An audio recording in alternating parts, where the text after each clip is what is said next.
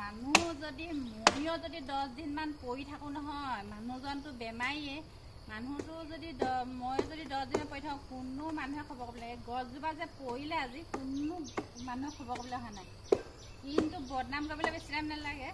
এতিয়া আমি ল'ৰাটোৱে মই কাটি পিনি ৰাস্তাটো যেতিয়া বন্দী হ'ল, আমলখি গছজোপা কালি ৰাতিয়ে পৰিলে, দিনত পৰি হ'লে কি হ'ল এদিন ভগৱানে জানো। সেইকাৰণে আমি এইকেইটাই কাটি মেলি ৰাস্তাটো উলিয়াইছোঁ। সেয়া আৰু কি ক'বা, ছোৱালীজনীও লাগি গৈছে